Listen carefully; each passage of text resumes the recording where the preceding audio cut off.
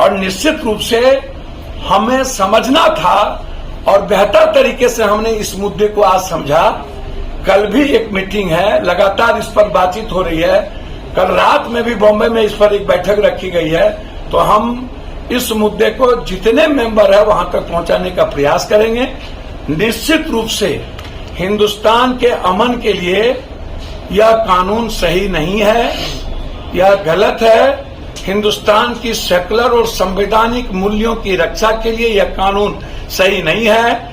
हिंदुस्तान की सामाजिक परिवेश को खूबसूरती के लिए कोई भी कानून, चाहे इस्लामिक हो, चाहे सनातनी हो, हिंदुत्व का हो, सिखिज्म हो, चाहे कोई भी ईसाईत का हो, आप जब सिखिज्म में आप इंटरफेरेंस नहीं कर रहे, नहीं करना चाहिए आपको। आप ईसाईत के कानून में, तो फिर जो इस्लाम जिन चीजों को लाया उस कानून में लगातार आप नफरत पैदा और सियासत के लिए जो आप कर रहे हैं, ये गलत है।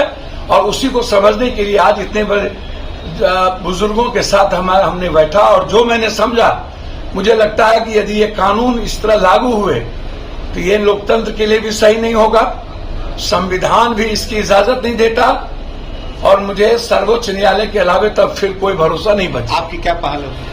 भैया, हम लोगों की पहल क्या होगी तो दुनिया देख रही है। मेरी पहल तो बिल्कुल क्लियर है उस मामले में।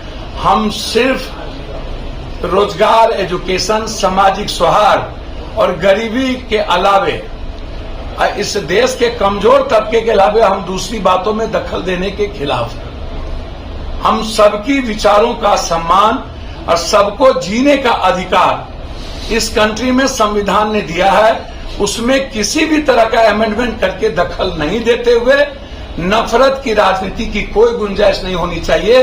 ये मैं सीधा